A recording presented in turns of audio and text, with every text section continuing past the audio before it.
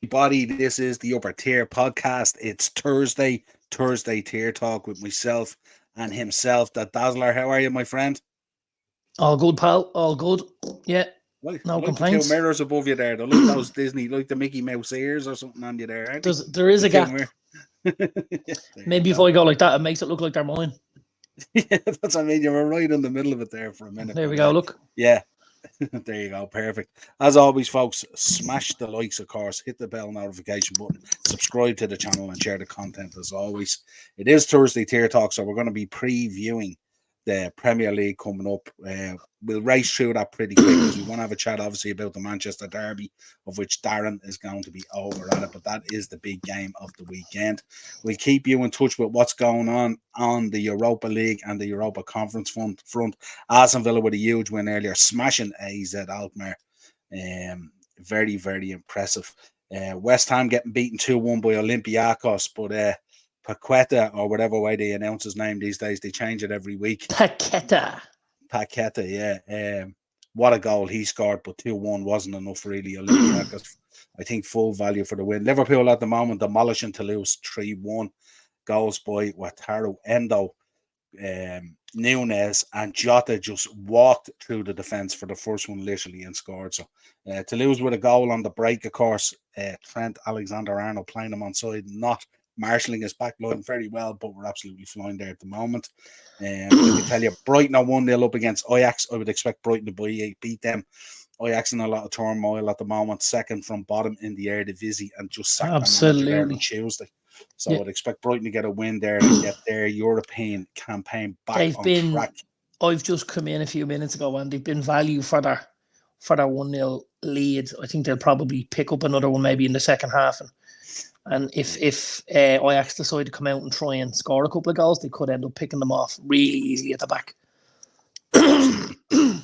Let's check out our comments first before we get into it. Jack is in. How are you, Jack? Hi, Niall. Hope you're all well, mate. We're all good. What a game, by the way. Yeah, pretty good, but I mean, nothing less than what we would expect, is it?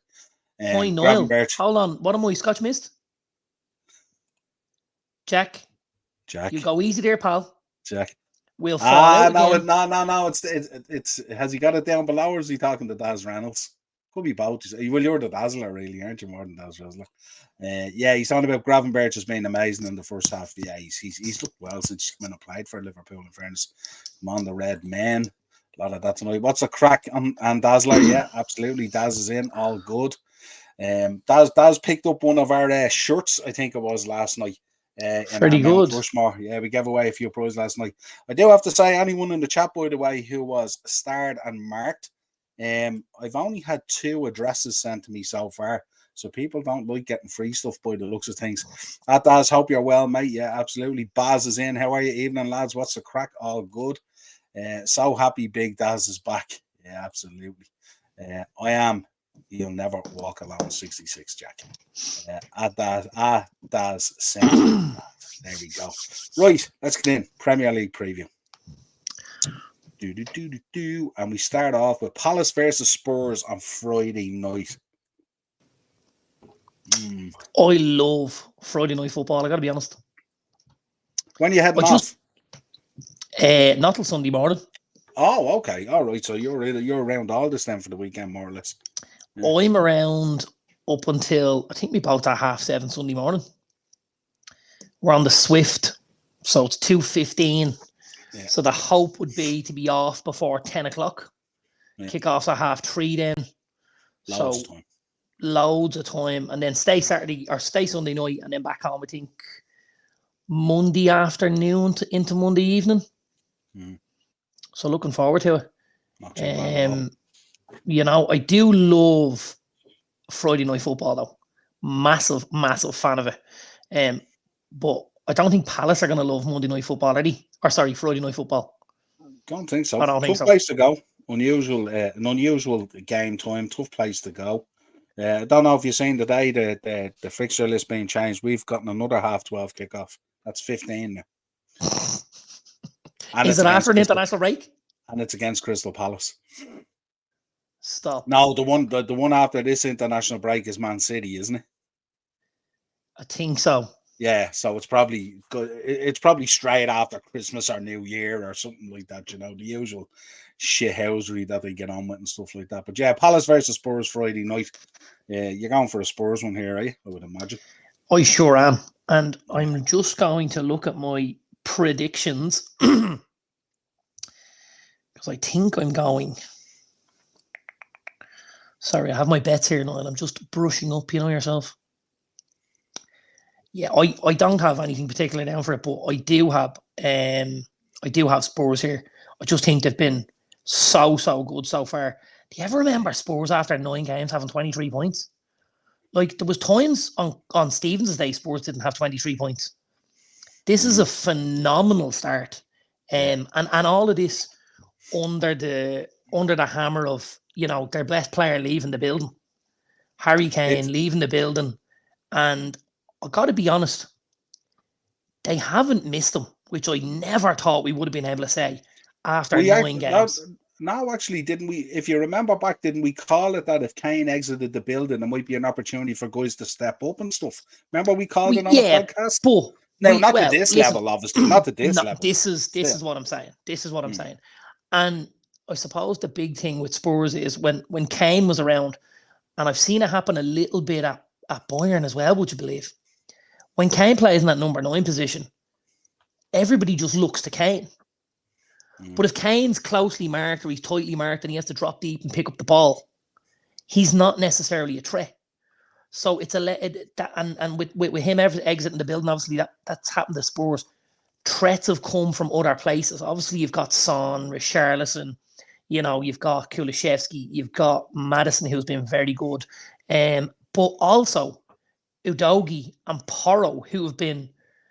Porro looked okay last season under Ange. He looks very, very good. And the boy Udogie looks very, very good as well on the opposite side. The two lads are playing as high as they can get up on those wings and really delivering for Spurs at the minute. Yeah, absolutely. Spurs window. Chelsea versus Brent. What are you going on this? What did you say?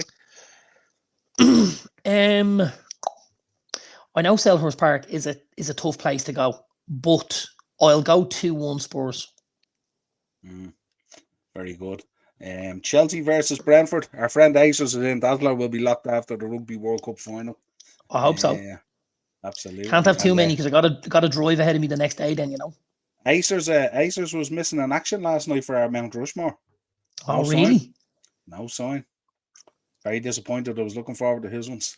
Wow. Daz is going 2-0. Some with getting 2.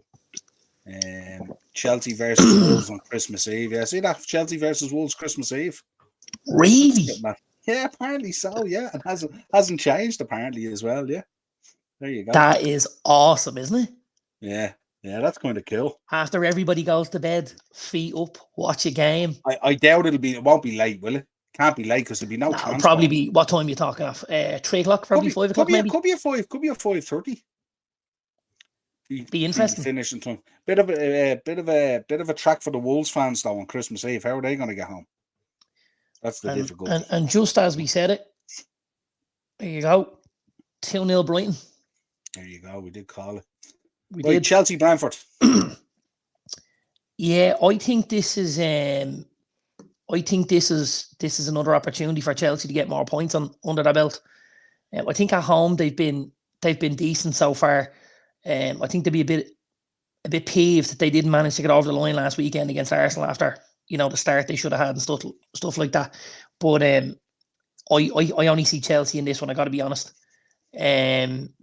Now I don't think it's going to be a landslide by any stretch of the imagination, but I do think Chelsea will win, and I think I'll just again go. Do you know what? I'll go Chelsea 2-0.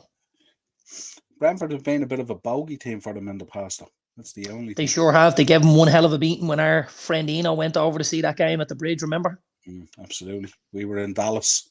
You were in Dallas. I was in Manchester watching a game, and Eno was in Stamford Bridge, and they got mauled by Brentford. Yeah, big up Acers. Backlash in Paris, France in May. Yeah, I was only talking to Darren about it earlier. In May? Yeah, May. That's when Backlash is on. Yeah. What dates have we got? Do we have dates yet? I wouldn't say so. Well, it's normally the back end, isn't it? It's normally 3rd or 4th week anyway. isn't it? He's good. I got communion in May. The away fans have shit tons of flares at the match. Aces, what did you think of Ric Flair? That was. Forget about what we thought of Ric Flair. We called it last night, Daz, on the show. On the show last night, Darren and I turned around. We were talking about Sting's retirement. And I said, his retirement match at Revolution stinks of Ric Flair. And I hadn't even seen any spoilers or nothing. Next thing, Ric Flair rocks out on AEW last night. Ric Flair's all elite. Oh, was that Tony Khan's that was his present announcement? Sting. His gift? Yeah, that was his present, his gift to Sting. Yeah, absolutely. Was Ric Flair? Yeah. Was Ric Flair. Ric Flair came out and then Christian came out and sliced and diced him. Flair? Spoke about Ric Flair having a black liver and everything and all. Went in on him big time. Wow. Big time. Jesus. Christian is money at the moment. Just me, or does the stream keep freezing? It's probably just you. Just you. I seem to be fine as far as I know. Yeah, I'm buzzing that there's a game on Christmas Eve. Yeah, absolutely. Wolves versus Chelsea on Christmas Eve. Kickoff is 1 p.m. There you go, 1 p.m. Better again. That's not a great time, is it? It's not bad. It's not bad. Could be an excuse for us to meet up on Christmas Eve for Christmas drinks. After work. Yeah. I wish. Just saying. We used to do it every year, you know that? We used to go and do a pub crawl. Once we locked up at about 1:30, 2 o'clock in the shop, we'd go down to Sinnett's. And Sinnett's used to show the likes of Home Alone and stuff like that. And now, how old were your kids when this was going down? Oh, they would have been 11, 12, 13 and stuff. But I'd be home and all by 7:30, like. Yeah, see, our guys are a little younger than us, so they want to get into the festive feel and all. Yeah. But they'd be nearly hitting the sack at 8, would they? Oh, gonzo. Yeah, there you go. Yeah, so yeah, absolutely. Need to put the groundwork in for that. You know what I mean? Come on, guys, let's go to the park and have a run. Edge turns heel on Sting at full gear. Don't know about that. Yeah, lots of talk about Edge moment. Imagine we're talking about Edge, Christian, Sting, and Ric Flair in 2023. Holy shit, lads. In AEW. What is that about? Yeah, absolutely. It's turning into TNA, isn't it? It is, yeah. Not the good TNA though. The recent TNA. Not the Kurt Angle one. Yeah, absolutely. Arsenal versus Sheffield United. Yeah, Arsenal. I think they were very, very poor last weekend by their standards, by the standards they set. But I think this will be Arsenal back on the road again. 3 points and obviously a good win away from home in the Champions League there during the week, which will help offset things, you know. Yeah, it's funny enough. I've been listening to content creators over the last couple of days. That Arsenal win against Sevilla over there has been very downplayed. That was huge. Apparently, Sevilla have only lost. I was looking there the other day. 3 games and 31 at home in Europe. So it's a big win. That's massive, and they're playing it down. I think we played them 4 times. But it's not sometimes about the performance. It's just about getting over that line, getting those 3 points. Especially when they've dropped points earlier on in the campaign away at Lens, If they drop, because of the way the draw was done, they've 2 away games in the first 3. If they drop points at Lens and at Sevilla, all of a sudden you're staring up a hill. Now, albeit if you're 2 games at home on the second side, but you still need to get points on the board. I think it was a great win for them. And I think it was a win that you possibly wouldn't have seen an Arsenal side have 2 years ago. Yeah, absolutely. That's a great game coming up as well. Newcastle and Anfield on New Year's Day. That'll be a cracking game. No, by the way, Alex is going to be live again tomorrow. Well, he probably won't get me tomorrow, Jack, because I'll be doing a preview for the Forest game. And Fridays for me are extremely. You definitely won't get me. Yeah, absolutely not. Because I'm on 1 till 9 tomorrow. Just the 8 private lessons. Just the 8. And you wouldn't be doing a Liverpool versus Forest preview anyway. You'll be doing it tonight. What do you reckon, Arsenal, Sheffield United? 3-0 Arsenal. Yeah, I would think so.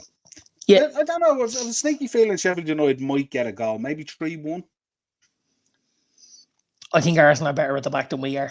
And yeah, it's at the Emirates. And they only, the only way they scored by us was the penalty. So I think Arsenal should be all right. Bournemouth versus Burnley. This is whose manager survives, really, isn't it, at this stage? Well, this is big. This is really, really big, I feel. And I'm gonna actually shock some people here. because we are big Vincent Company fans, but I'm actually going Bournemouth here. And I just think we've seen Bournemouth have a couple of performances where, you know, they've played well and just haven't gotten over the line and stuff. I think Bournemouth are going to nick this. And I think the fact they put themselves in a game last weekend, you know, obviously Solanke getting on the score sheet and stuff like that. And I think that's important for them to build a little bit of confidence, you know. And I fancy Bournemouth here. I really do. Yeah, I'm going Bournemouth 2-1 here. Very good. Which is a big show because they haven't been good. Look, they've 3 points on the end of it. Yeah, is that the end of Vincent Company? Absolutely not. You don't think so? Not at all. I suppose the likes of here's the thing, right? Just look at the table. So Sheffield United are shite. Luton are shite. So Bournemouth and Burnley are probably playing off for that third spot. Luton have started to pick up points though. They have, but I don't think it. I think it's only a flash in the pan. I don't think they've enough there to, you know. Well, whereas I think, I suppose they're all buoyed a little bit by the Everton news that we're going to talk about later, of course. Because that could change. They might be, yeah. Of course it could, and in which case you could be looking at Everton plus Sheffield United and Luton. But if it's a straight shootout between Burnley and Bournemouth, I think why would you get rid of your manager on that basis? Let the two boys go head to head for the rest of the season if they have to. And, you know, because if you fall on the right side of that coin flip, you're back where you need to be. Yeah. You know? Yeah. I think there's a lot of things to like about Burnley and Vincent Company. As I said to you, though, I just think it's very difficult when the quality's not there. And he's gone very, very young with the squad. So this squad is going to get better and it needs more time. And I don't think Burnley are going to press a button and panic here because I think they've invested a lot in Company and in him as a manager, you know. Yeah. Wolves versus Newcastle. Looking forward to this one, have to say. Thought Newcastle, if our buddy Corvo was in the comments, which he doesn't look to be at the minute, I think Newcastle were very unlucky last night. I got home quite late. And I probably seen the last 15 to 20 minutes of it. And even in the last 15 or 20, they just battered Dortmund, didn't they? I think I seen them hit the crossbar twice and the keeper make a couple of saves. And I was like, how is this not at least 1-1? And I think they'll be a little bit put out by that, by the fact that they didn't get that result during the week. And I think that'll spell a little bit of a problem for Wolves, even though Wolves have been picking up points lately under Gary O'Neill, and you know they're sitting mid-table. Wolves, they're comfortable at the minute where they are. A lot of teams below them, they won't be they won't be getting the nerves or anything like that. Dad's asking you who's your rep for Sunday. Probably don't know at this stage. I couldn't tell you. They come out tomorrow, do they, or do they come out today? I'm not sure. I generally don't give a monkeys, and I don't mean that in a.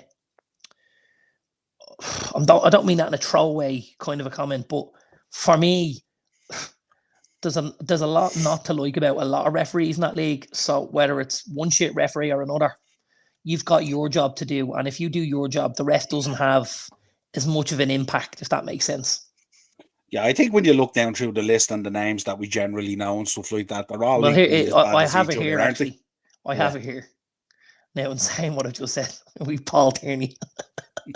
There you go. They're all shit. Let's be honest. They're all dirt. For me, about the best of them is Michael Oliver. And what does that? Now there you go. There's a statement.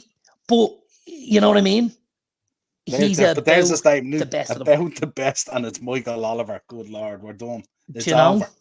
You'd be better off having no ref at this stage. Just let the teams work it out. You know, it's ridiculous. You know what they do in Do you know what they do in the underage stuff? Brody plays under 8s, and what happens is you call the freeze against your own team. Yeah. There's no referee.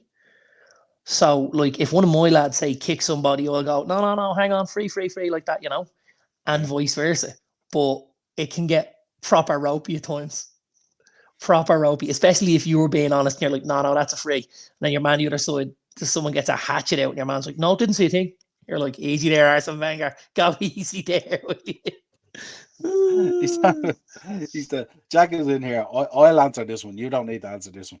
I'm not trying to banter you, but do you think after that 7-0 has affected him and put you on the decline? He's talking about Ten Hag and Man United. Jack, you have to remember as well, after that 7-0, they went on, they won a Carabao Cup, and they also finished in the Champions League spots in the league as well. So I don't think it's derailed them that much. They haven't been great this season, and Darren will be the first one to call his own team out. He doesn't need anyone. He doesn't need absolutely. But you know what? Here's what I will say. Liverpool are in 4th place, yeah? Yeah. Had a pretty good season so far. They're on 20 points.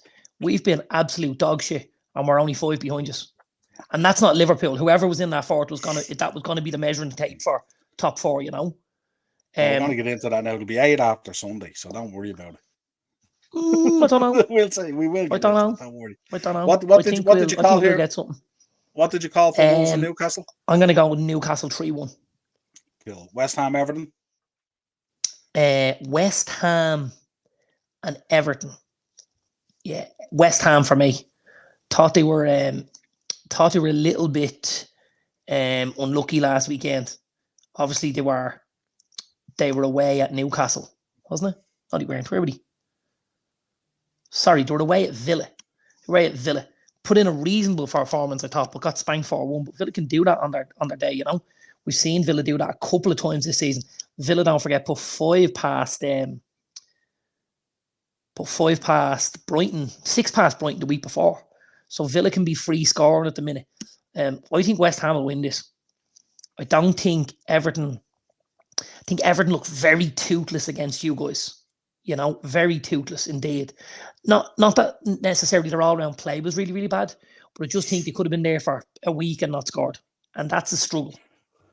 I think like what we see in a lot of these games, the sending off spoils the game, really, doesn't it? And then you go into survival mode, and then it's like, you know, how difficult it is for 11 to break down 10 and all that kind of stuff. So kind of just, I said it on the match reaction afterwards. I said I probably would have nearly preferred if Young had stayed on.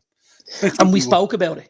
Yeah. We spoke about it. And absolutely. I mean, like, I think you're right, because I think if Everton have to come out and try and play a bit of football here, it gives you more opportunities at the back. Possibly something for you know, the authorities to look for going forward. I don't know how you would do it. I don't know how it would work, but is there you know, merit for the referee leaving the player on the pitch and kind of saying it's going to suit you? Obviously, it's different when you've got 60 minutes left as opposed to 6. If someone goes down, you're like, yeah, take him off. Last couple of minutes, extra man could help us. But very different when it's 60 minutes, you know what I mean? Yeah, 4-1 Liverpool, 65 minutes, Ryan Gravenberch has just scored. What? No, why is he taking off Nunes? Why do you think he's taking off Nunes? Yeah, Forest at the weekend. The game is done. It's 4-1. That's exactly what you want to be doing. What do you want to leave him out there to get injured? Exactly what we should be doing. Go on, what were you saying there, Darren? Sorry. No, just West Ham for me. You know, I think West Ham I think they've been better than some of their results have, you know, shown. And I think they're a decent side under Moyes. I think a couple of good signings there in the summer. I think the boy Edson Alvarez has done very, very well for them in the middle of the park, and the boy Kudos is starting to come good as well. So yeah, that's where I'd go with this. I'd go West Ham. Yeah, I think I'm going. I think I'm going West Ham and both to score. Yeah, I think I am actually. West Ham. Let's say 3-1. 3-1. Interesting. Joanne's in. How are you, Joanne? Good to see you. Oh, hello. There you go. I like that.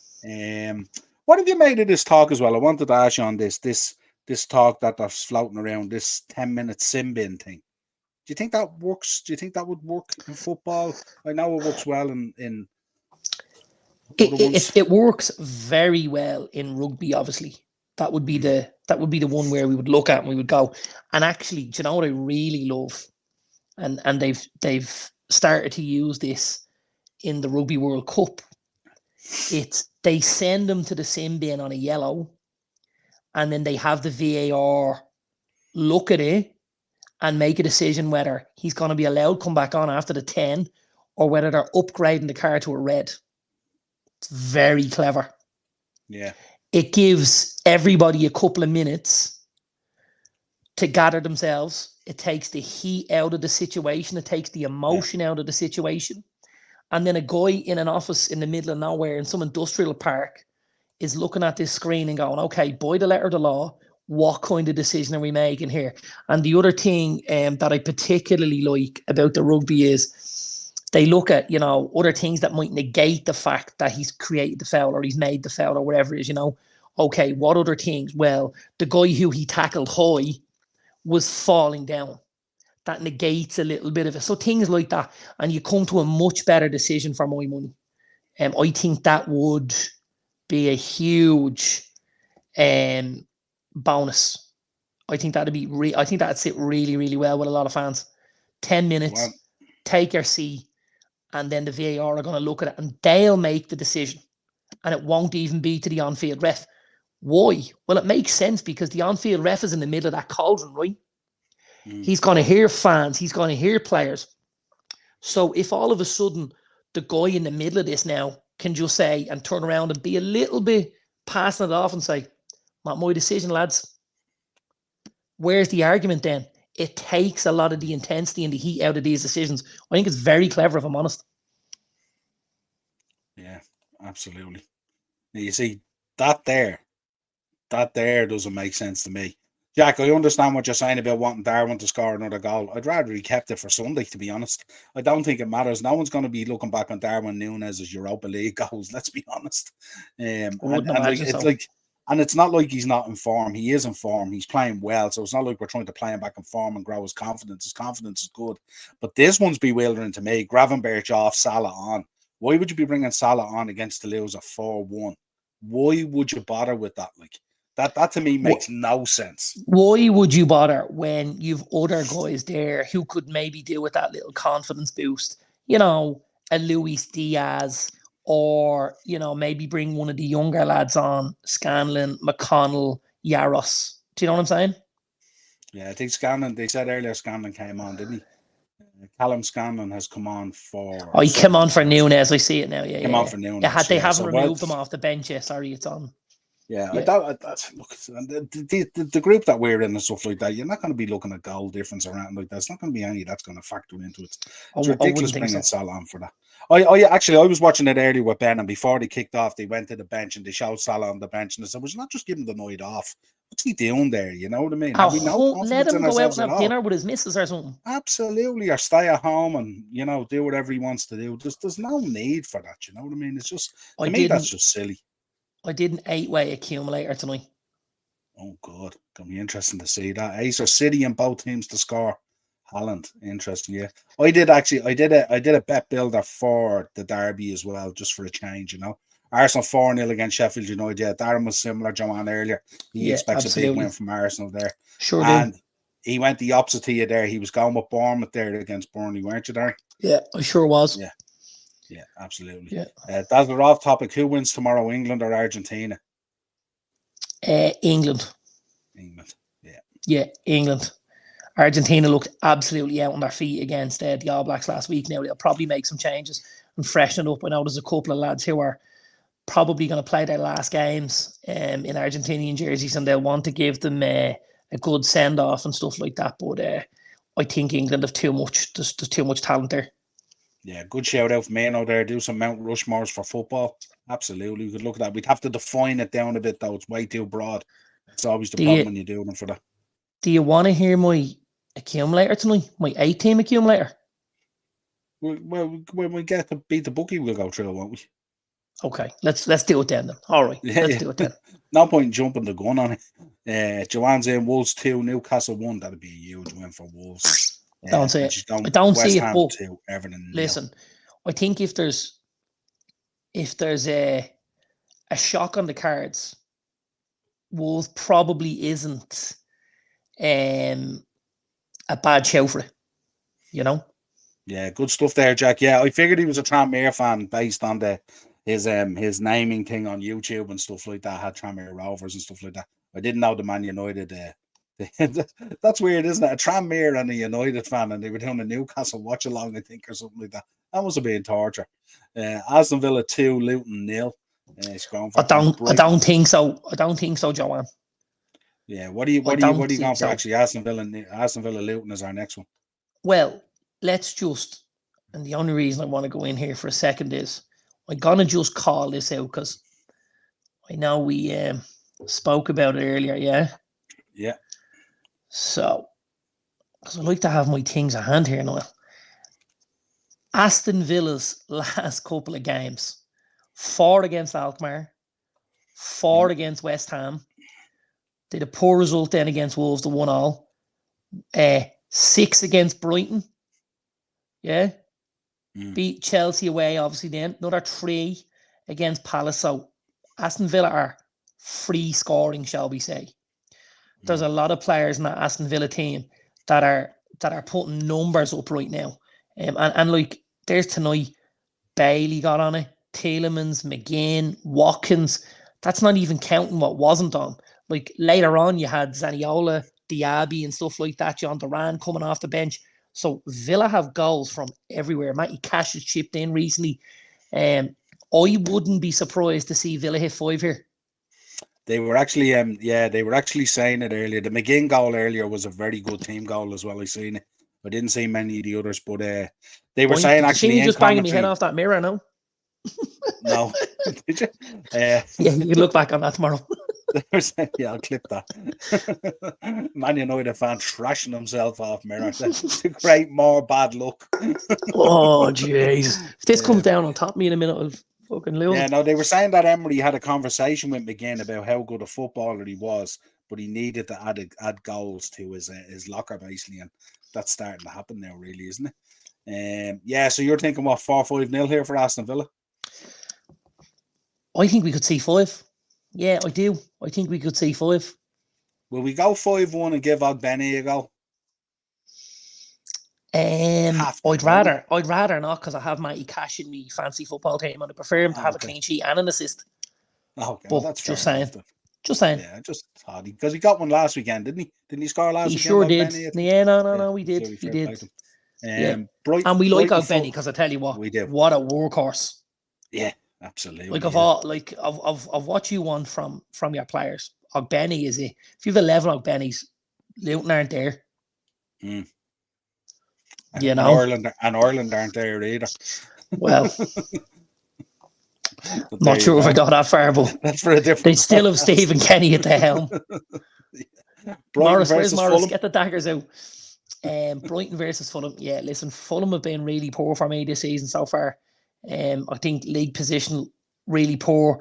I think they're struggling for goals and they're conceding a little bit more than they did last year. I don't think the boy João Palhinha has been as good so far this season. I think there's been a bit of a drop off there, but that might have an awful lot to do with the links to Bayern, the summer and stuff like that. And obviously, maybe mentally he had left the building, and there's big questions to be answered there for Paulinho and Fulham and stuff like that. I can't see Fulham getting that now. If I'm honest, I think Brighton will have too much for them, and I'm going to go Brighton, and I'm going to go Brighton 2-0, same as they are now, 2-0.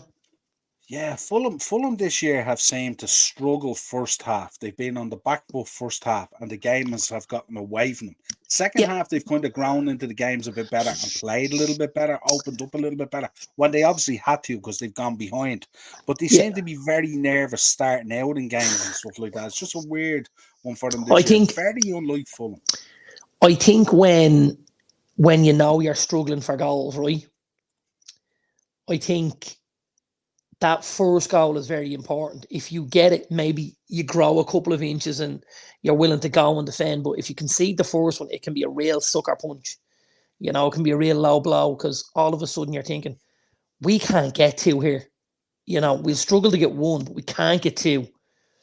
And I think this has Brighton written all over it. I'm going to go Brighton 2-0. Yeah, that's going with Ollie Watkins for the Aston Villa game, 3-0 and a hat-trick. Wouldn't be surprising at all. Not at all. No. Liverpool versus Forest. Yeah, I think the Liverpool juggernaut is going to keep moving forward the weekend. I don't think it'll be enough to get them top of the table because I think Arsenal and Spurs will pick up victories. But I definitely think you'll beat Forest at home. I think they'll give Forest, they'll give them a couple, won't they? They'll put 3 past them anyway. Yeah, I would have thought so. Yeah. Now, the only thing I will say is Forest can make things difficult for you with that high press and stuff like that. And it has been something that Liverpool have been caught out with once or twice this season, that high press where they try to play too much football at the back. That's something I'd be a little bit careful of because when they get a lead, they can try and defend it. Forest, but I think Liverpool 3-1 here. Yeah, the ex-Liverpool guy in there, Wioni, isn't he? He's the danger guy, isn't he? Well, he hasn't played in the last few weeks now. The talk is he's possibly available for the weekend. Let me just go in and Fantasy will tell us. He's definitely he's not expected back for the weekend. So that's another. He's not expected back. So that's another hit. That's a huge loss for them. Yeah, he sure has. Yeah, absolutely. So what did you go? What you go with Liverpool? 3-1. 3-1. Right. Let's get into the big game of the weekend. Got to talk about it. We're going to dissect it down. It's not just a prediction. Talk to me about this one. Joanne is going, believe it or not, I think Joanne went for a 2-0 Man United win. There you go. Joanne, I love your optimism. But I think I can't see us keeping a clean sheet. I can see us being tight-ish and, miserly enough, but I certainly can't see us keeping a clean sheet. It would take something miraculous for us to have a clean sheet against City on Sunday. I got to be honest. But in saying that, I do think we're going to get something out of this. I do think we're going to get something out of this. I think there's going to be a couple of goals here. And I'm actually going for the score draw. I think, obviously, I was at the Manchester Derby in January that we won. And I think we went in there, again, not favourites. We went in there with a lot of people thinking we were going to get a little bit of a hiding. And then we rocked up on the day and put a performance in that maybe we hadn't put in a little while. Similarly, in the FA Cup in the final, at times in that final, we were the better team. Your problem is City generally score, meaning you're going to need at least one to get something out of it, maybe 2 or 3. And I think that can be difficult. But I'm gonna go 2-2 here. I'm gonna go 2-2, and I'd take a point, and I'd move on. 100%. And Daz was asking you for your lineup. Who you think is going to go with? Which is the big question these days, isn't it? Well, I mean, look, I think a lot of it picks itself, obviously, Onana's going to play in goal off the back of his penalty save the other night, which I think will be huge for him, if I'm honest. I think he'll grow a bit, and the confidence will rise a little bit after the other night, and we needed it. We were staring down the barrel, and he stepped up for us, so it was great to see. Because he's endured a tough first couple of games at United, first 10 or 12 games. So I'm going to go Onana. We're going to have Dalot right back and Reguilon left back. We're going to have, I think he'll go Maguire, and I think he'll go Varane. I think he'll go Maguire for that height to try and, put him up alongside Haaland. And then I think, obviously, he'll try and make sure that if the ball is played on the deck, that it's Varane that picks him up. You know what I mean? I think they'll trade depending on how the ball comes into the box type thing. If it comes in the air, it's Maguire's. If it comes in on the deck, it's Varane's and stuff like that. So I think Maguire, Varane, Dalot, Regulion, I think. I think he'll go Amrabat, McTominay. I think he'll go Bruno, Anthony, Rashford, and Højlund. Interesting. Certainly, it's going to be interesting to see what way it goes. Big up, Sean. Good to see you there in the chat, my friend. Haaland, he reckons, will run through Maguire. I don't know. Maguire looks. You know what? You might know where I'm going with this, but maybe you don't. I don't know if you've heard any rumours about Harry of late, have you? No. So apparently a number of weeks ago he had he either bumped into or had a conversation with David Beckham about everything that had been going on and stuff like that. And Beckham suggested he see a psychologist. And Beckham gave him the number of the psychologist he worked with after the sending off for England. And apparently, since Maguire has been seeing the psychologist, things have started to turn. And all of a sudden, because it definitely, to me, looks like it's a confidence thing. He looks like he's building himself back up brick by brick. He's not necessarily where he wants to be, but he's certainly on the road to where he wasn't going to be.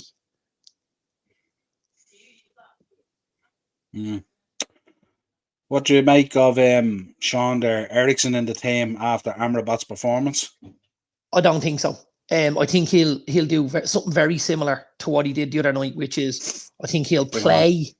Yeah, I think he'll play Amrabat because Amrabat's got the legs. Yeah, Eriksen doesn't, but he has the creativity that maybe Amrabat doesn't have. So I think he'll start because obviously it's going to be fast and furious, and he'll want Amrabat in there to try and break stuff up and get in the front foot. And then I think he'll bring Eriksen on later in the game when maybe you need a goal or something like that. You're trying to create. Yeah, I think if you start with Eriksen, he'd be banjaxed after 30 minutes. 100%. And then you don't get anything out of him because it might take 30 minutes for the game to settle down. So when you bring him on, you want that sting to be taken out of things. I don't know, Onana, another fuck up incoming. I don't know. No, I don't think so. I think he's been huge. Huge, and don't forget, I think he did a really good game at Bramall Lane the other night as well. So, it's not like it hasn't started turning from. He also had quite a good game against Copenhagen, other than the penalty save. The save after the second, early in the second half was a cracking save. So, we're starting to go in the right direction. There's a couple of players at United now. We certainly haven't lit the blue touch paper, but they're just starting to come along a little bit. Onana's one of them. Maguire's one of them. McTominay's one of them. You're starting to see the best of the boy, Højlund as well. There is others that need to, Bruno and Rashford for me they've been so far off what they're capable of. It's scary, but no better time than a Manchester derby for someone to stand up. Yeah. What did you make of come away the 80s and hopefully 10-10 for Spurs tomorrow night? 10 out of 10. Good to see you, Grahamo. Good to see you, pal. Good man. Absolutely, yeah. What have you made of this talk? Two things I want to talk to you about. One, during the week there was, we'll get on to get your thoughts on Sir Bobby in a second, obviously. But what was you thinking of this short list that was coming out and Graham Potter being on it at all and all this kind of thing? It's a bit, it's not great to hear that kind of thing sniffing around. I didn't see any of it. Yeah, apparently they have there's a managerial. Yeah, they've had a managerial shortlist for Man United in the event of Ten Hag going, and Graham Potter apparently is on it. Alongside who else? I don't know. I didn't get the other names. There was one other. What was the other guy? I can't remember now. I know Potter was on it, and there was one other. So it was a very, very short list. Yeah, no, it wasn't a big list. But still, it was. When this stuff is coming out, it's just stupid. Like at times, you know what I mean. Some of it's nonsense altogether. I think most of it's nonsense. If I'm honest, okay. I think there's so many factors. I think there's so many factors that are leading to the performances that we've been seeing of late from United so far this season. Actually, I think the one plus point for me is, and people are going to say, oh, he's clutching at straws there. If I look at where we are in the league, and as I said to you, we've had, I don't remember us starting any worse than we have this season. We've been horrific, yeah. We're not miles off where we would need to be, and we haven't played well yet. Even in the games we've won, we've picked up points scrappily. You know, the 2 goals, the very late goals against Brentford. You know, you nick a goal then against Sheffield United. We're not playing well, but we're just keeping the wheels moving. Yeah, when you look at it, basically what's happened is very quickly you realised that you needed to get points on the board and stuff like that. So they kind of abandoned a lot of principles, and everything is survival mode now.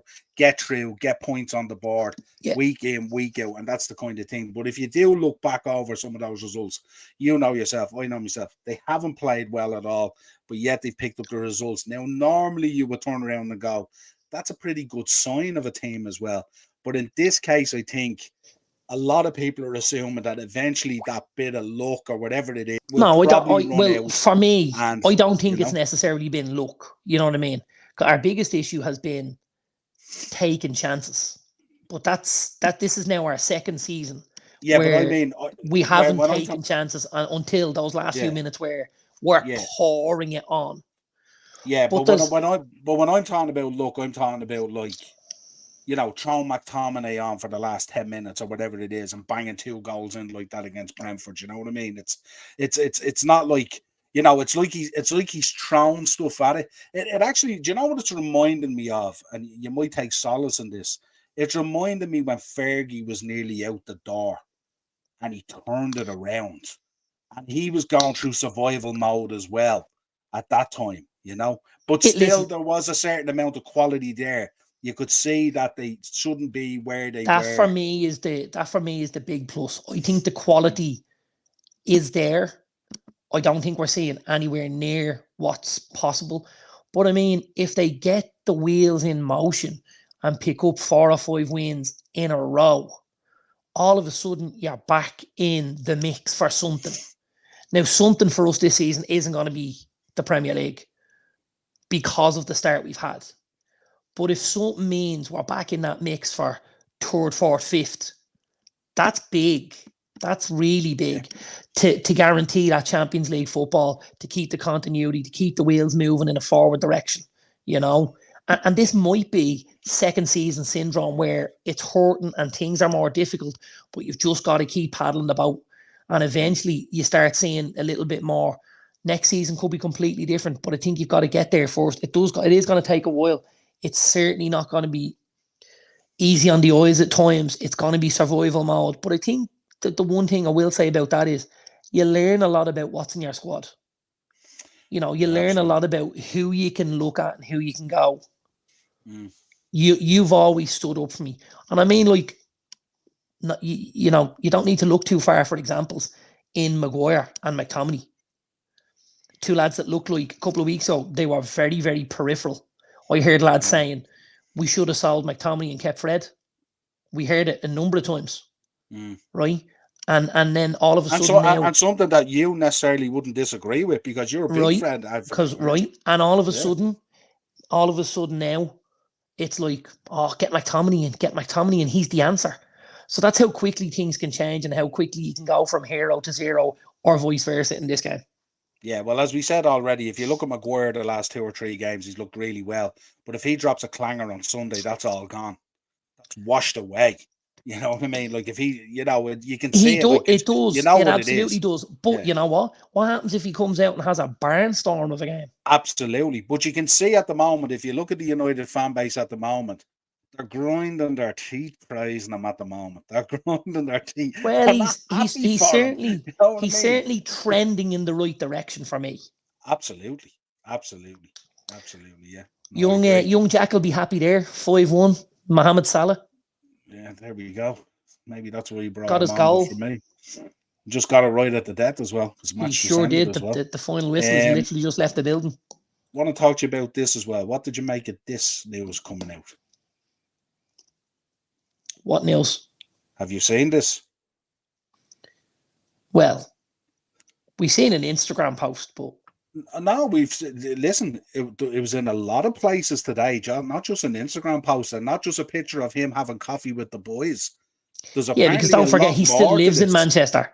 Yeah, but there's a lot more to this apparently than just an Instagram post. Apparently, now for me, I'd be shocked if this happened. Does it make sense? Probably with what's coming up with the AFCON in January. But I know you're a big advocate of Tom Heaton as well, because you reckon you'd nearly skip number 2 and go to 3, didn't you? You've said that to me before. Well, I just like the idea of how steady Heaton is. That's our biggest issue so far, is we haven't seen the Turkish kid. You know, now Ten Hag is seeing him day to day. He's getting named on the bench for every game, ahead of Heaton most of the time. So Ten Hag obviously sees something that he likes the look of. Now, does that mean, you know, if Onana goes off in January and February for 4 to 6 weeks, depending on, does he decide I bring De Gea in from now till the end of the season to give me a group of 4 keepers, or 3 when Onana is out? And maybe it frees up, because I know Heaton was very close to signing for Luton at the start of the season. And apparently Ten Hag couldn't give him the good grace to leave and maybe get game time because he hadn't got another backup. So if they think they're not going to spend big bucks, which is going to be a free, and this is the big if when De Gea didn't want to sign the contract, he imagined the offers were going to come in from everywhere, and they haven't. Well, now all of a sudden you go and look at that contract, it's completely different, right? Yeah. That 350 bags a week you're on, well, that 100 grand that's on the table now might look all right. Because, mentally as well, he doesn't want to pack this in yet for me. I think he probably feels like he's got a bit left. Now, there would be no one any happier than me to see him there. I've got to be honest. I'm a huge fan. I think it would be a huge surprise. But in the same breath, I could understand it with the AFCON and with the possibility of losing Heaton and with De Gea coming in as a more senior keeper to play back up to Onana and Ilkay, the Turkish lad, Do you know what I actually liked about it? I like the fact that he might get his actual send-off, because I think he deserves it. Absolutely. Absolutely. That's out of everything else, out of cover, out of AFCON, out of all that. What I really liked about it is he gets to go out there and actually the fans can give him a send-off. That's what I liked about it. We obviously spoke about this, and I would have spoken about this in the house with the 2 boys, with Andrew and Brody, because we're massive De Gea fans. And I told the lads, I says, wherever he signs, wherever he pulls on a jersey, I said, we'll go and watch him. I says, and we'll hold that sign and say, we didn't get to say goodbye in Manchester, so we're here. Because he absolutely deserves that, 120%. Absolutely. Not for me, Jack. I wouldn't be on Sunday here. I know, I heard. Fairly busy day.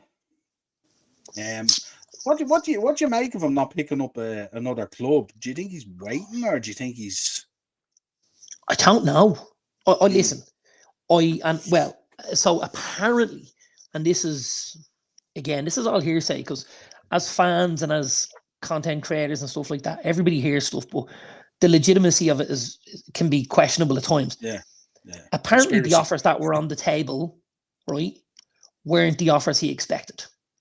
They weren't the big clubs where he saw himself. They weren't United, Barca, Real, Atletico. Yeah. It wasn't caliber. He turned down a lucrative Saudi offer as well. He did, which I love. I love that. I'm not just taking it and going, I want to play at a certain standard, a certain level. And I don't know. I'd love to see him back at United. I really would. But do I think it'll happen? I don't think so. But I could see a chain of events that could cause it to happen.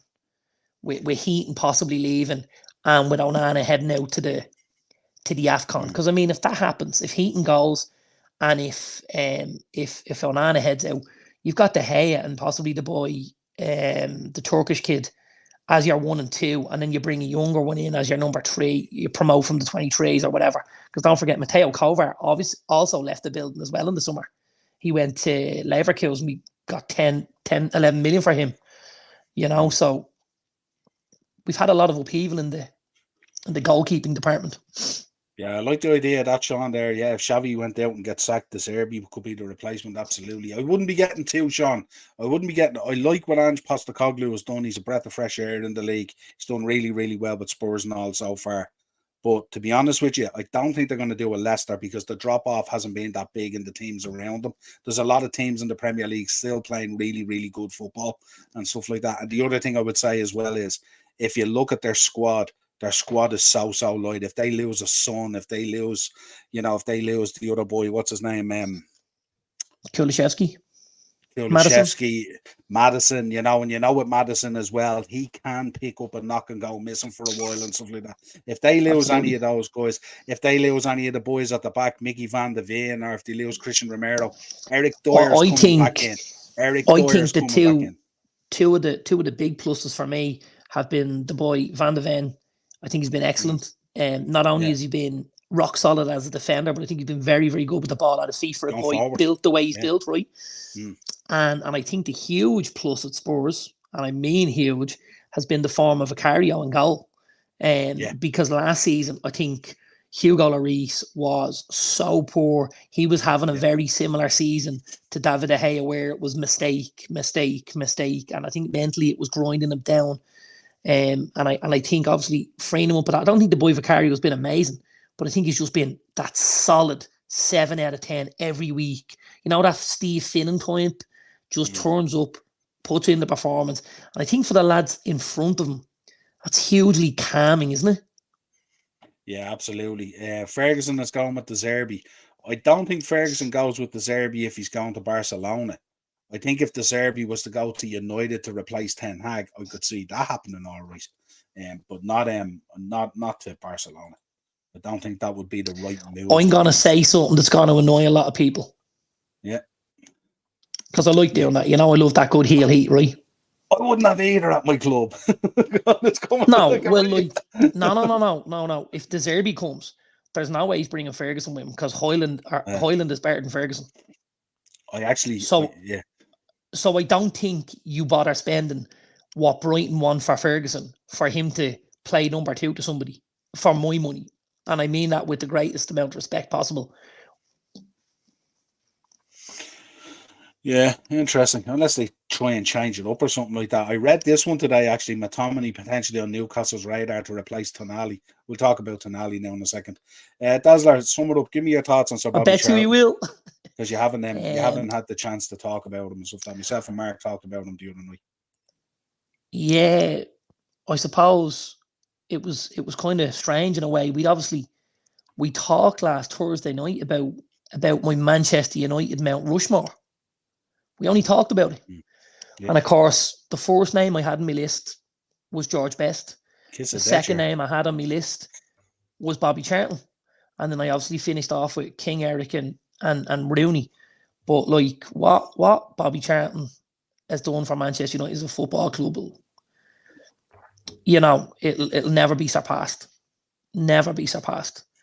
Just an unbelievable person from all accounts. You know, not a guy with a huge ego. I heard an interview during the week with David Moyes, and he spoke after the Villa game last weekend, and he spoke about how when he was having a tough time at Old Trafford, he said Bobby would always come and talk to me and put an arm around me and tell me, don't worry, keep the head down, keep working, go the right way and stuff like that. You can still do this. And, you know, he had a lot of faith in him and stuff like that. And then even when Moyes got relieved of his duties, Sir Bobby's wife rang Moyes' wife to say, listen, you know, this is Manchester United. We're a family. And just because things haven't worked out, that doesn't mean, you know, you're cast aside and stuff like that. And I just thought that showed an awful lot of class, doesn't it? An awful lot of class in a very, at times, classless society, football. You know, because as we've talked about, it's 0 to 0 in the blink of an eye. And I think class can't be bought; it's permanent. And he was absolutely class. Yeah, I think we've said it before. Maybe a lot of fans should look at the way things are done like that and maybe pick up and learn a little bit from it at times. Absolutely. Because Absolutely. it's a bit too reactory and self-serving and immediate and all that kind of stuff. Bit of patience and a bit of stand back and a bit of reality about what's going on and stuff like that. That's like it's the switch 100%. fixtures. So it's Copenhagen away for United next. So That's it's the right. switch fixture always in the middle. Another big game. Agree with what Joe Cole just said. You can tell this team to go really far in every competition this season. You can tell they're back. It's talking about Liverpool there in the post match. Jack was talking about Liverpool. I'm shocked at that. Change. Real, Bayern, Barca don't need him. That's about David De Gea, I presume. Xavi Alonso was going to replace Ancelotti. Xavi Alonso, what a job that guy is doing at the moment. Unbelievable. I think is he still top of the Bundesliga? I think so. They've won again tonight handsomely, but I don't know if you've seen any of the technical analysis on what they're doing at Leverkusen. And it's not, I suppose, results are one thing, but I think he's drawn a lot of plaudits for how he's done it and for the way he's done it, and the tactical analysis and the style in which he's done it. Turned Leverkusen into a really, really good team. He really has got a lot of players there that a lot of clubs will be running the rule over come January, I would imagine. Morris is in, just recorded the fantasy football show. Leave McTominay to Arsenal too. There you go. I'll throw this in. I'll throw this in now so Morris can hear me, knowing I have a very relaxed week next week, obviously because of the midterm break. I haven't got my call for the L Fantasy Chancellor yet. So maybe now I've just, fed my way in there. You might not want the call. He records them normally around midnight. Well, I think the last time I did it with him, it was about 10:30 or 11 o'clock. All right, yeah. But that's very unusual because my phone will always ping around midnight where you sent me to upload it. But that's not miles away from my cup of tea. Late is okay for me. When everybody else goes to bed, the Batman comes out to play. There you go. Yeah, it's way too early to say who's better, Ferguson or Hoyland. Ferguson hasn't even done a full season yet. And it's I suppose the whole thing about this season, and I have to put it out there, people are losing their mind about a lot of stuff at the moment. We're 9 games in. We're barely across a quarter of the season even at this stage until this weekend. People need to keep their powder dry and hold fire at the moment. Going mad over Ange and over Tottenham and over this and over that and over the other. We're not even 10 games in, folks. Take it easy. Let's get a bigger body of work before we decide whether Spurs are the thing or Ange is the thing or Ndogi is the thing or Madison is the thing. Let's take our time. There's no rush. We're not even 10 games in yet. Nice, Morris. You're doing well on the fantasy football at the moment. He is. He's absolutely. I think he's winning, isn't he? He's flying at the moment on a couple of them. Pure fluke. He's going well, all right. Yeah. Now, I think. Let's have a look here. The upper tier. 609. He is flying. Look at that. Yeah. Look at that. He's obviously been listening to a lot of what people have been saying week to week when he's been doing the Chancellor shows. Good man, Morris. Fair play to you, pal. Yeah. Did you tell Darren Aces didn't show up last night due to proof of address? Yeah, Morris told me this. He said if Aces came in with a Mount Rushmore and he won a prize, he'd have to email me his address and his name. So therefore, it will be out. It was enough to keep him off the chat. It came into the chat. Because he obviously knew you were going to star it, right? There you go. Because he started dropping his Mount Rushmores tonight and all. So do I. Had Alan captain last week and it hurt me. Was certain he'd do well with Brighton. Missing so many defenders, Yeah.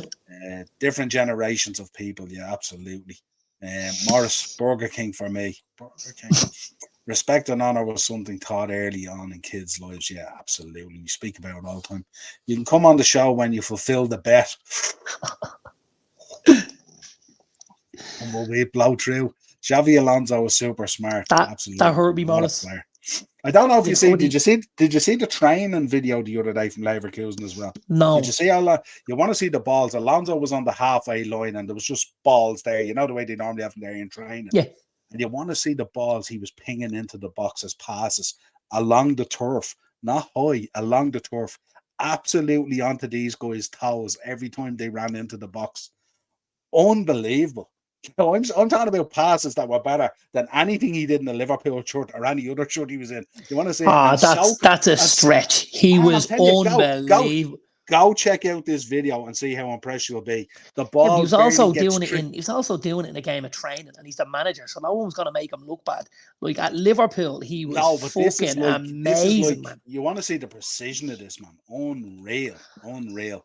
Mate, Trent is very mature as vice captain. The way he speaks about the young lads is so impressive. My vice captain, absolutely. I couldn't disagree with you anymore. A stuttering Scouse Phil. Yeah, I think we were all right tonight. Yeah, you won 6-0, Trent. Yeah, I think it was okay. Fuck Spurs are never the thing. There you go. Spurs are never the thing. Want to talk about this? We have a little bit of varying views on this. Give me your thoughts on this. Today received a 10-month ban, so he's not back till August 2024. But he's also has to do 8 months of that the gambling rehab, counselling rehab or whatever it is also. But the one thing they've allowed him to do is he's allowed to continue training at the team. So I have no problem in that. My problem is the fact that they didn't allow Tony to do it. That's you know what I mean? Well, you see, this is this coming from UEFA, or where is this coming from? Well, here's the other thing, and here's possibly one of the reasons why I feel maybe it's gone that way. Tony is an Englishman in England.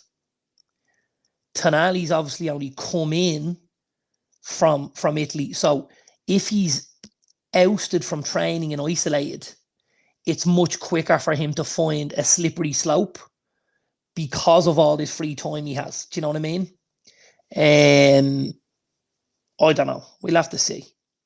Morris has offered you an out here. I'll do a Man United live history show with Darren, and if he gets 5 questions out of 10, the bet is exempt. I think he take you up on that one. I think I take you up on that one, yeah. Jack reckons your club is fruity. There you go. Over your Trent comments. You're not under pressure in trainings. Yeah, I know. Sean, I understand that. Sean, did you see the video? Honestly, lads, go look at this video of him doing it, and it wasn't staged in any way. This was as fresh as... No, I don't imagine it wasn't staged. But, and listen, the guy was unbelievable. Unbelievable. If I have to choose a right back for my team, Jack, I choose Aaron Wan-Bissaka over Trent every day of the week and twice on a Sunday. Let's not forget that, because he is an actual right back, can play right back, and knows how to defend, and can even spell it, which is 3 things he has up on Trent. Yeah, absolutely. The one thing I found about this, thinking about Tonali and stuff like that, of course, the conspiracy theories out there will tell you that AC Milan knew this was coming and they butchered him out the door. He was probably the most unhappiest signing I've ever seen coming into the Premier League for a guy who was leaving AC Milan and stuff like that. You could see even in the game that he played over there, he was literally in tears in the San Siro at the end of the game talking to the AC Milan players and stuff like that. Yeah. But what do you make? There's been a wave out there at the moment in relation to addiction and stuff like that and all, okay, and being an addict and all that kind of thing, and I get it and I understand it, but if you're very quickly after the fact realizing that you're an addict, and I don't know what the betting pattern was like or something like this guy might have had 10 5-pound accumulator or something like that, which doesn't make you necessarily an addict. I don't know. No. But how do you feel about that? Because if you were able to recognize you were an addict and it was there, why didn't you do something about it before you got caught and all this kind of thing? And he's played his get out of jail card. This is back to the old, and again, this isn't to make light of anything. We don't want to downplay any addiction. We're not downplaying any addiction. And what I'm about to say, we're not going to downplay what I'm about to say either. But the fact is, at times, people use their mental health as an excuse, right? We know this, yeah? And it'll be, oh, I'm in a bad place. That's why I didn't do it. That's why I couldn't do it. That's why this or that or brand new. People would be much better served holding up their hands and admitting to things rather than, Tonali looking at this as how can I get an easy out here? What's my easy out? Well, you're playing poker, basically. So, Yeah. you know, you can make your out as easy or as difficult as you want, but he's chosen to make it as easy as he wanted. And that's, you know, it's sad for me. Acer's not happy here. He got rumbled by Morris last night. He's not happy at all. He's going in deep. Yeah. Sorry, which one is one of the best world passes in forward football? Yeah, absolutely, Trent. Tonali should be sent back to Milan and given back the fee. Yeah, but that doesn't. I would certainly be an advocate for Newcastle trying to go back towards Milan with this. I think Milan have huge questions to answer here. And knowing they were getting him out of the building at that price and what was coming down the line, like when you, and this is just how my head is looking at it, you know. You know, when you sign your forms for your insurance for your car, and in the insurance industry, they always talk about this thing called utmost good faith. That what you have written down on that form, you've done it in utmost good faith, knowing or believing that to be true. I think that's where AC Milan have done Newcastle really dirty, because there was no utmost good faith here. They knew what was coming down the line. They could see the gun and the bullets in the chamber, and they pulled the trigger themselves. That's poor form. Yeah, do you know what that's interesting there, boy Morris there. It comes down to grade. No need to be gambling as a professional footballer. I don't think that's the case. I don't think I don't either. I think it's just the rush of the the rush you get from getting the winner. Where we get a football better, but it's that rush, isn't it? It's not like, I also think there's a huge amount of boredom when you've got that much money. Exactly, and there's only so many cars you can buy, so many suits you can buy, so many houses you can buy. You know yourself. Ferraris, whatever it is. I don't think it's great. I don't think he's any betting that thinking, I need to win a few quid this week. Absolutely. 100%. I couldn't agree with you more. Yeah. You stick a bet on it, Aces, with proof. There you go. I disagree with that, Morris. I gamble not because I necessarily need the money, but because I actively enjoy it. There you go. Yeah, absolutely. And then that's where you get that fine line, don't you, where you talk about being an addict and stuff like that and all, when it sometimes necessarily when it doesn't go your way. Gambling has the highest suicide rates of all addictions. Yeah, absolutely. And that's why we're not playing it down in any way. That's what we absolutely said. But I just think if you're recognizing yourself in that position, you're going to get help before you're rumbled, aren't you, somewhat? Like DJ Kerry did. Yeah, I think there's a lot of things to it. And, you know, as we said, it's not about being insensitive towards anybody that's struggling with something like this, because there's lots of people struggling with this. But I just think it was a very easy card for them to play. Pardon the pun. Yeah. There was an interesting thing there the other day. I was listening to it on the True Geordie show. One of the lads on there, I think he's a Chelsea fan, can't remember his name. He came out with a very good idea that there should be maybe a betting app out there that, let's say, the Premier League manage or whatever it is. And if these guys want to have a bet, they can have a bet. But obviously you can't bet on your own team or whatever it is and stuff like that. And that they should be able to monitor it if guys want to have a bet. Because they were making the point, there's nothing wrong with wanting to have a bet. I'll have a bet, you'll have a bet, Ted has a bet, Morris has a bet. We all have bets and stuff like that. And I think it's somewhat unfair to expect these guys not to want to maybe have a bet and stuff like that. But in a kind of more of a controlled environment, that it's not so loose and open. And I haven't seen the detail of this. There was talk he was betting on Milan as well. Isn't that the talk that was out there? There was a lot of the games he was betting on Milan, and that's something, again, and I think I mentioned this before, that's something I don't have a huge problem with. You know, is backing your own team. I mean, there's no guarantee that they win. If he was backing the other team playing against Milan, I'd be really suspect. You know, but like the fact that he's backing his own team, I'm like, why wouldn't you back your own team? Why wouldn't you want to go out and back your own team and think, we're going to fucking do these today? You know what I mean? Martis, I'd be using the money in Amsterdam if I was those boys. But then you end up in real full of territory, don't you? Then you have to go to therapy because you're a sex addict or whatever it is. You know what I mean? There's nothing wrong with that. There's none of us that aren't addicted to that. So, you know, let's be honest. Jack, I have to say I love your passion, okay? I really do love your passion, and especially for Liverpool and all. But I wouldn't be going up against a team in the Champions League bragging about if we're going to win the Europa League. let's hold fire there for a minute. And remember, there could be potentially a lot of really good teams dropping down into that Europa League. So that's not a guarantee. Not by any stretch of the imagination. So we just need to, as I said earlier, we just need to hold it. It's way too early. Curtail that like excitement there, Jack. Curtail that. Yeah, absolutely. Just push that tampon up a little bit further. Because you're addicted to Amsterdam, Morris. Everyone's addicted to Amsterdam. Lucky he wasn't using my bets, always one off. Everyone, do you ever notice that no matter what you do, you could do a 10-team accumulator and one lets you down? It always happens, doesn't it? We'll talk about it in a couple of minutes.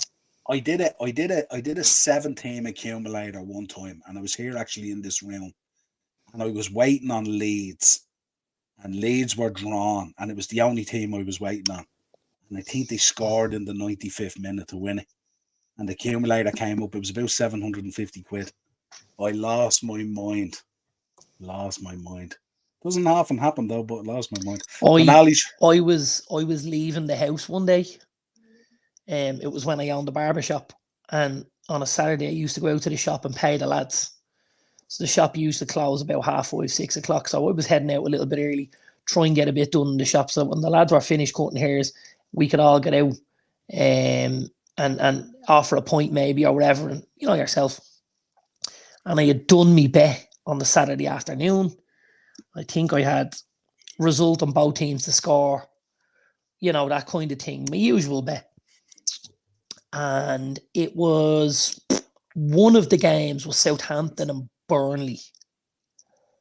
And I had it as a draw on both teams to score. And I got all the results up. And this game was 1-1. And I was like, right, here we go. Now this was for, let's just say, 5 figures. Yeah. Nice. And it wasn't a big bet. It was a €10 bet. So it was a 5-figure sum. And my missus was in the car with me. And they were given a cash out option. And I said to her, what's the cash out option? And she was like, 8 grand. And I was like, cash it out now. So she started hitting the cash out button on the phone. And it wouldn't allow the cash out. Froze. It just froze. Kept hitting it. We got to the barber shop and the signal's a bit sketchy going through Malahide in the back roads of Portmarnock and stuff like that. Joey Barton had scored a free kick for Burnley and won the game in the 89th minute. He did me out of 5 figures. I went to Paddy Power and I said, listen, I tried to cash out. And you know, they can check through the strokes on the keys. Yeah. So I went through, I had this argument. They were like, you should have called us. I was like, it says cash out on the screen. I'm like, I'm trying to cash out. It wouldn't allow me to cash out. You can see how many times I pressed the button in the thing. They came back. They said, we're going to give you, first of all, they offered me my steak back. 10 quid. And I was like, you're killing me here, lads. And then they offered me something else. They offered me a percentage of something. Now, I did come to an agreement with them over it. But I didn't get anything near what I was going to get. But they could see that it was the app that didn't allow me to cash out. That there was from my side because of the keystrokes, because they could detect all the keystrokes. They paid out partially on it, let's say. That's not too bad. That's not too bad at all. But Barton still didn't yell 5 figures. Yeah, absolutely. Yeah. Another reason not to forgive him for that. Tonali as well. Yeah, Keith, there is going to be a problem there. I assume they'll go into the market one way or another, but I think it's important to recognise with Newcastle as well. Newcastle have been very impressive around the park, regardless of Tonali, and I know he's had a part to play in it, but the likes of Longstaff and all. He hasn't been great. He hasn't. At times he's been decent, but he's had moments, but he hasn't been anything near what you've seen at AC Milan. But let's not forget, he also knew this was going on. He knew this, you know. So how would he be in that type of form? You know what I mean? Yeah, absolutely. Sean is in Brighton versus Celtic final. My God, in the Europa, could you imagine that? 1.14 subs. I like that. I like that. Keep it going, folks. Make sure you're smashing the subs and the likes all the way through. Want to move on to this quickly. I have mixed views on this. I'm not against it at all. I'm not necessarily an Everton hater, even though I'm a Liverpool fan, because I do believe it's really, really important to maintain history, and that half of the city and everything else is very important. But Everton looking at a 12-point deduction on the Premier League demands for financial fair play punishment. A lot of people have been questioning the Man City situation. What I would say is with the Man City situation is that is still going through an investigation. It hasn't been proven yet. If it's proven, then it's time to have a conversation about that. But I thought the timing of it, was really bad with the passing of Bill Kenwright. I thought they could have held off on it for, at least until, Bill's being buried and honoured in whatever way they want to do it and stuff like that. You know what I mean? I think it goes back to what we said earlier about class, doesn't it? Well, we spoke about this before with the way they handled Ivan Toney with his situation, stuff like that. It's just really, really poor. And they just don't get it, And I think they struggle to gauge the room quite a lot of the time for whatever reason, which is very poor when you're when you're that big. It's a shame. Yeah, absolutely. But I think it's a difficult one as well. The only thing I looked at it and I said what they do have going for them is that if they do instigate it reasonably soon, let's say, if you look at the table, even with a 12-point deduction, Everton are only going to be 5, and I think it's something like 10 points or 9 points off safety. Yeah. So they could still get out of it. Not unheard, absolutely. And I think the quality of what below them is helping them. For me, Luton and Sheffield United are dead certs. Absolutely. If you can string a sentence together, Aces, that could happen. Maybe they could let Stephen Kenny and Trent do it together, and they could both struggle to get a sentence together. Yeah, absolutely. But I do, and I was listening on this as well. I was listening to what Cara was saying as well. He was talking about how does this affect Man City down the road if this is such a apparently this is such a small amount of charges, but again, it has to be proven. Well, look, here's the other thing. We know Cara's an Everton fan. We know this, so he's going to come out and defend them to a degree, and he's right. We all defend our clubs at times, but like as you say, the City one hasn't been proven yet. If it is proven, which I don't believe it will be proven, because I just think there's way too much money there for anything to be proven. I think City would need to have their arm in the cookie jar, up to their elbows before we saw any sort of kickback. You know what I mean? I think other than that, it's always going to be swept under the mat because a certain amount of money is going to be made available for certain charities and for certain functions and for this and for that. And I think they'll always buy themselves out of it, whereas I think Everton aren't at that level. And I think, when you're dealing with Everton, you're dealing with a club with a lot of history and with a lot of look, I think, I don't know, people will laugh when I say this, I think Everton are a good club with good morals, right? And I think if they stray down the wrong path here, I don't think it's necessarily something they did lightly or something that they did, whereas I believe the complete opposite at City, and that's not because I'm a United fan. I think we've seen it with these teams before, with these owners. I think, it's all about what they want as opposed to what the rules allow them to do. Yeah, big up Henry, 200 subs. Make sure folks are subbing to Henry's channel. Great stuff, Henry. Delighted to hear that. Yeah, I just think it's a lot of people will turn around, they'd laugh at it and go, yeah, Everton and all that kind of stuff. But I have a lot of regard for Everton because I've lived through the history. Everton were a big club with success and all that kind of stuff and all. And I wouldn't like to lose. My fear is that if Everton went down into the Championship, It'd be like Leeds. We may not see them again for another 20 years and all that kind of stuff. This could happen. And what happens is then, what do? We're relying on a Merseyside derby if we get pulled out in an FA Cup or a Carabao Cup. I like the derbies. I like to keep them intact. There's a lot of history in them and stuff like that and all, you know. And I also like it's really, really important as well, because I've spoke about football, especially in Liverpool, the city. It's really, really important that you have the red half and the blue half. It adds to the city and the culture and everything same as Manchester. Yeah, exactly the same as Manchester. Yeah, now we'll always have the situation where, we still get to have a go off each other. But it is nice. And one of the reasons why this is such a dismal time for United is because, City have the streamers out every other week with the celebrations of lifting another trophy. Because don't forget, if City weren't as big as they are right now, we probably wouldn't feel as poor about, how we are as a team and as a club. But because it's been taunted and shoved in our face by our local rivals, it makes everything taste a little less. Yeah, that's spot on. That's what I'm saying there, Keith. It's not inconceivable that they could survive at the 100%, Keith. Yeah, I agree with you. This season is one of the seasons that it could happen, but it's just if Everton racked up 45 points and with a 12-point deduction ended up in 33, they could still 100% end up in the league, which is scary in one sense, but good in another. Yeah, rules only apply to normal people. Super rich people, they are more guidelines. Yeah, absolutely, Ted.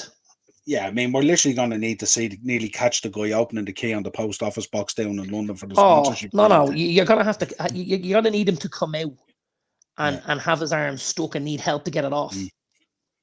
Yeah, you're on Henry's show November the 1st at 9 p.m. Looking forward to it. Yeah, make sure you let me know. Good man, Maurizio.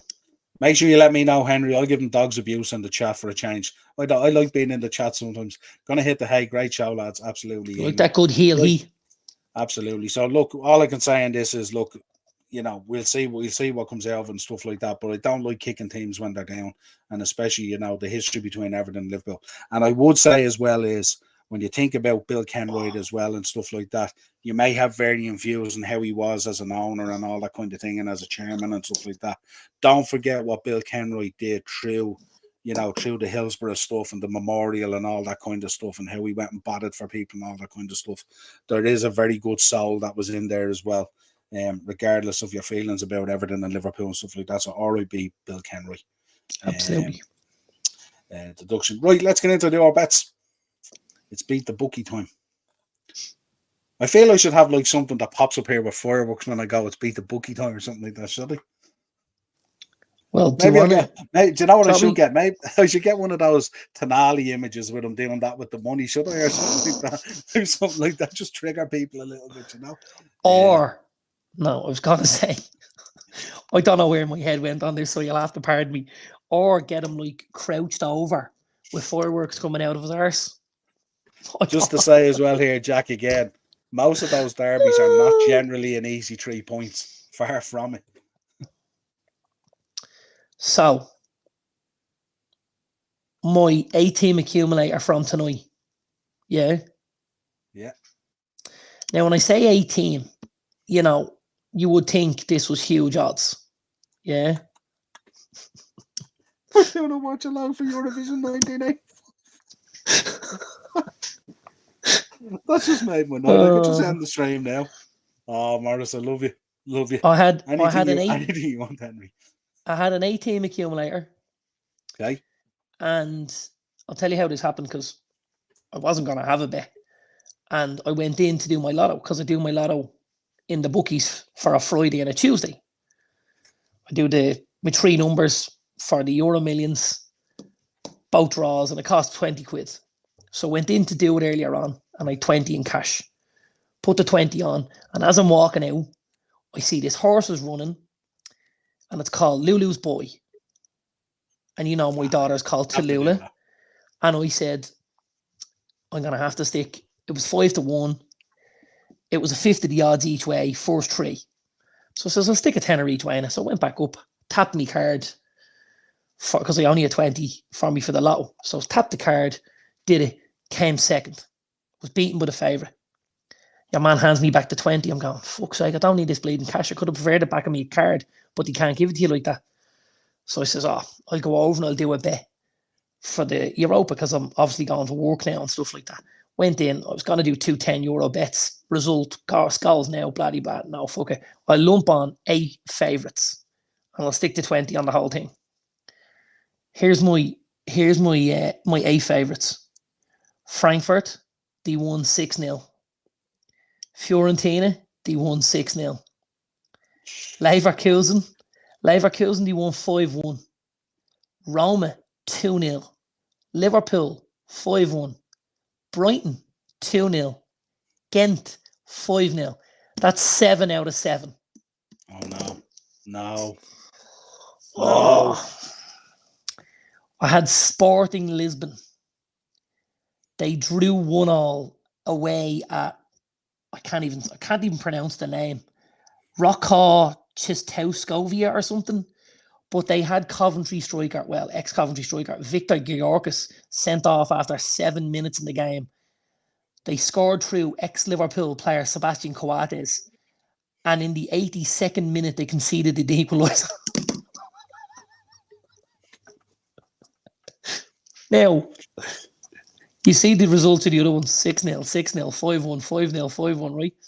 Anyway, what do you reckon? What price then do you start reckon? saying, if I could have shuffled a few goals down here, and I would have been fine. That's how you think. Well, you know what's worse?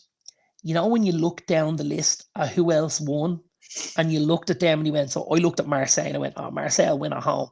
And then I looked into it and Athens were top of the group and I went, like this. And of course, Marseille won 3-1. And I looked at Olympiacos because in Greece they have an unbelievable record at home against West Ham. And like this because I was looking to bump the odds a little bit. Didn't do it. Anyway, my 8-team accumulator was only paying 4-1. So I was only getting a ton off me 20 either way. So I just so there we go. That absolutely puts out there the actual thing that we 100%. don't gamble because of greed. There you go. There's the perfect example. And Oh, Villa was way too far. Villa was way too far down the card, was it? You probably didn't even see Villa, did you? Where were Villa? Villa were. I mean, when you were on the machine. Villa were away at Alkmaar. And it wasn't a dead cert, so I went, we'll hold on now because they've had a couple of ropey performances in 4-1. But there you go. I thought that was funny. And I did look at Bodo Glimt as well, and they won 3-1. But anyway, let's not go on about this. 4-1. And one of them let me go. Now, as far as I know, when I scan this, I'm going to get the €20 bet back right because I've only got one wrong. So all is not lost. We might lump it on another 4-1 at the weekend. Yeah, drop your bets in there, Ted, if you have them. Let us see them. Yeah. Shall I go through my bets for the weekend, Lynn? Yeah, absolutely. Pop them out there. Okay, so I've done 3 this evening. I don't know how I managed 3. At one stage, I didn't think I was going to get anything done because it's been such a busy week. And then all of a sudden, I 3 done. So I don't know. I just pulled it out of the hat. Let me have a look here. My first bet is... it's our banker, Niall. This is what we're going with, yeah?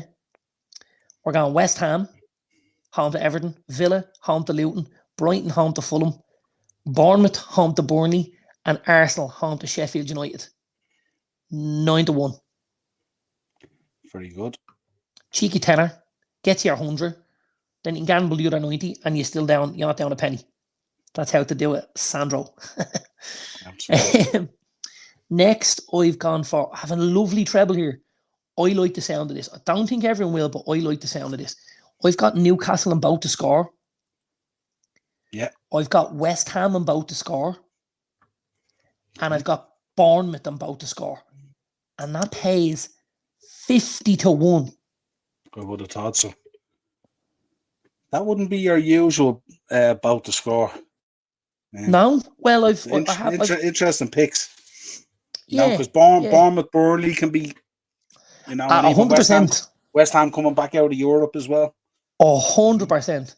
And then I've decided to finish off with my goal scorer bet because I'm going to get this in before Ted puts his in the comments, right? I'm going Martin Odegaard because I think he has been great in the last few weeks and I expect him to pop up with something because he's a classy footballer, Odegaard. And I think at home against Sheffield United, we might just see Martin getting the score sheet. So I've gone Odegaard. I've gone Salah. I think he's in a good vein of form in front of goal at the minute. I think he'll get chances at home against Forest. I've gone Salah. He also takes the penalties. 9 goals, 5 assists Right. this season. I'm going for Anthony Gordon. Now, we've spoken about this lad quite a bit, right? And you know I'm a fan of his. Yeah. He got an awful lot of heat. He looks very good. Very, very good in that Newcastle jersey.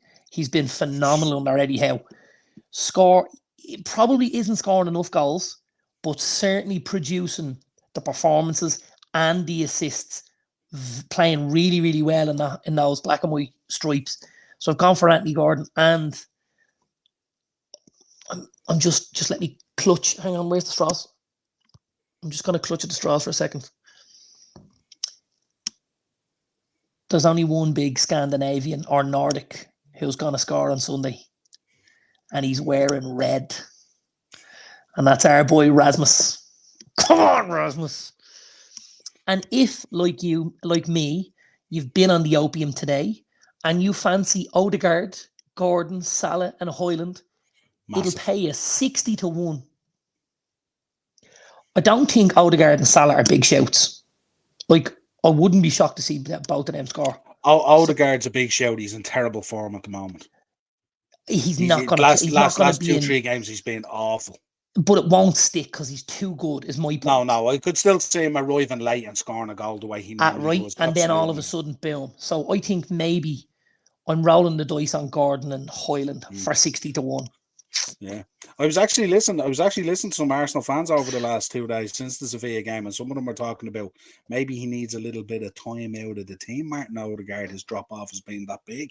Apparently, now I wouldn't necessarily agree with that, but Dazzler, predictions for the World Cup final. It's all Blacks all day long. What do you want us to predict? Did you not catch the video on the official sites? Listen, that's where I'm hanging me hat, but I think it's going to be a really, really tough game to win. I think South Africa have been phenomenal. I think obviously they've lost so far at the tournament to Ireland. Ireland are now out. They were beaten by New Zealand. New Zealand have lost to France, and South Africa have knocked them out.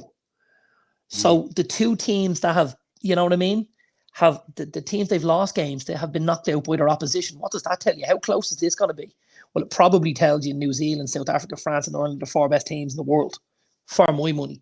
I don't think anyone's going to disagree with that.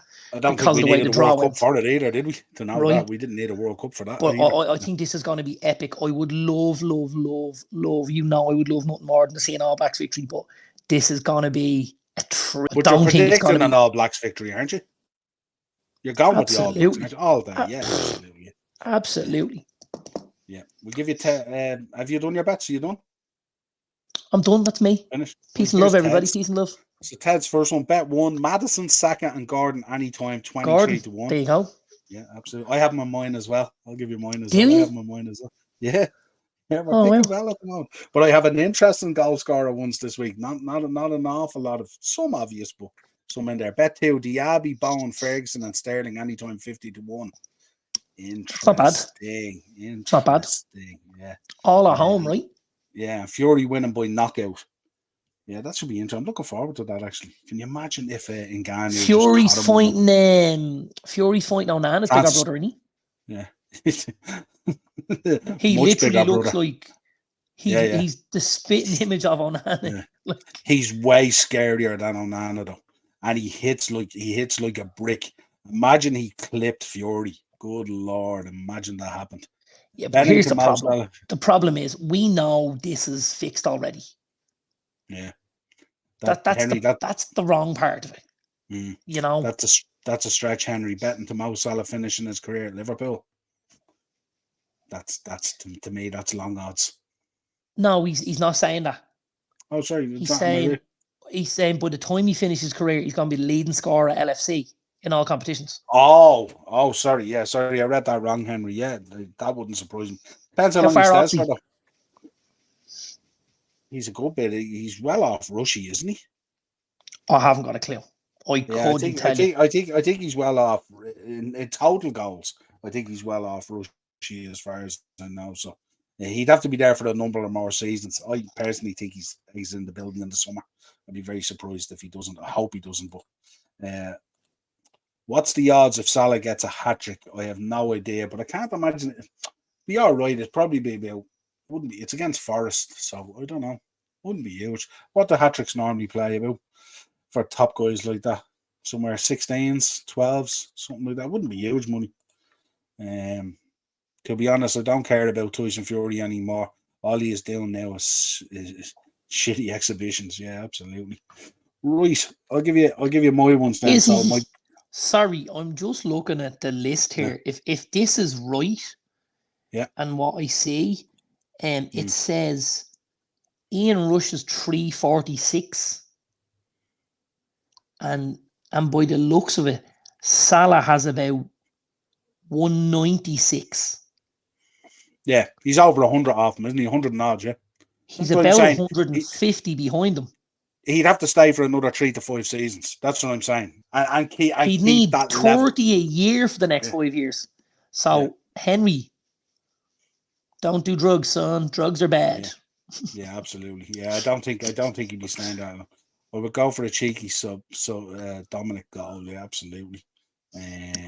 He was going for Szoboszlai anyway. Nah, Dominic. Szoboszlai. Yeah, I'm trying to keep up here. I'm trying to get my own bets out as well. It's just a shame Ireland are bottlers in the World Cup. I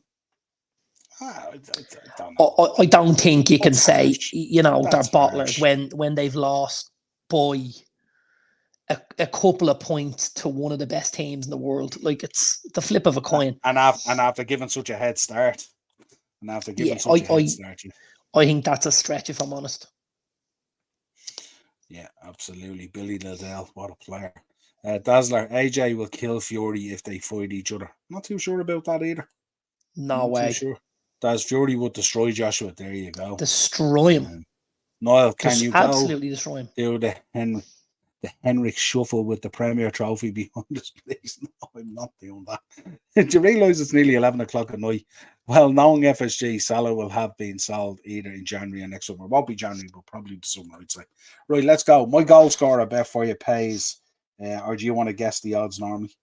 Yeah, go on, give your teams first, and I'll pick your goal scorer, and then I'll tell you the price. The first one is Chelsea. Cole Palmer. Yep. Arsenal. Gabriel Jesus. No, Saka. Okay. Newcastle, I told you. Anthony Gordon. Me, you and Ted all picking Anthony Gordon this week. Something big in that. It must going to be happening. And then, of course, Aston Villa. You know who that is. Ollie Watkins. Ollie's about evens, probably. You have evens on to Gordon. You have Gordon on to... Who else you say the ones were? Palmer's not bad money. And who's your last one?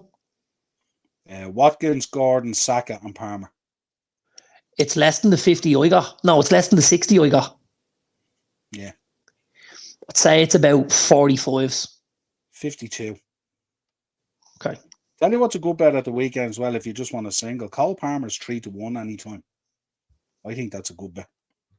It's not a bad bet, yeah. Yeah, 3-1. Especially where he took that penalty last week. Badum. Absolutely. So I have then result and both the score. So obviously I went with Chelsea, Newcastle, Liverpool, and Man City. That pays scab. That pays 36-1. Not huge. It ain't going to pay anything because them blue boys aren't getting diddly out of fucking Old Trafford. Well, he might get a point, but then I did my bet builder for the derby. Sorry. Did you see the way something just entered my head there? Go on. Did you see that? That happened live. Something just entered my head there. Did anyone happen to see what the fucking City team were getting off the bus the other night? The City cricket team? What was I thought they were going out to play cricket in the World Cup or something. Those cardigans. What was that? And, sorry, I don't know who makes them. I need to find this out just for my own health and safety. Who decided on the back of a cardigan to put their fucking name and number? What? Oh, I heard a really funny conversation, and it was Joe Cole and Johnny and Lescott. I think they were doing Champions League for somebody. And Johnny and Lescott says, "You know it's bad when it looks shit on Jack Grealish." Oh man, No, that you know I'm a is. big basketball fan. You should do a few bets on the NBA. Easy money a lot of the times. Didn't Tell you know now, that, Keith. Keith. Keith, The only, I like a bit of basketball, Keith. yeah. I like a bit of I basketball, don't think I'd follow it enough to know how to bet on it. That's the only thing. Keith. Yes. I'm gonna play the Irish card here. Are you a Celtics fan? I hope you're a Celtics fan. Henry. When LFC win the Europa League, we can squint and pretend it's the Premier one. Love that, Henry. Oh God. Yeah, that was worse than DCL wearing skirts. Well, we saw a sight today, didn't we, Noel? Yeah, absolutely. That was pretty bad. Wasn't good. That was pretty bad. You know where Absolutely. where that person was going? That picture I sent you. Hopefully the counselling. I was able to find out about this. Okay, do you know where that person was going? A Miami Heat fan. The smell of LeBron James, Wade, and Chris Bosh off him.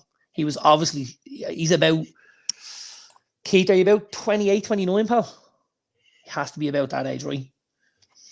Do you know where he was going? That person we're talking about was going to a college lecture. There you go. Wow. That's all I can say. Wow. You defo followed him in the car.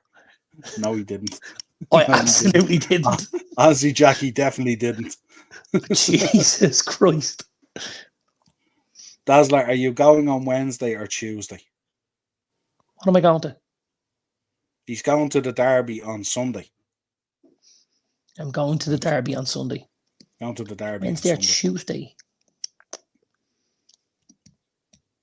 Not sure. Did Keith tell us how old he is? Oh, he might. Is he thinking Carabao Cup? Is it? You've Newcastle, haven't you? During the week, next week. We're Tuesday. No, we're Wednesday. We were supposed to be. I'm 33, so far to say. I knew he was a bit younger. We're on Wednesday. We're due to be on Tuesday, but they moved us because obviously the City game and stuff Sunday. like that. Yeah, absolutely. Yeah. Right. So the bet builder only put 3 in there. Only it's 3. Only worth, right. It's only worth 6-1.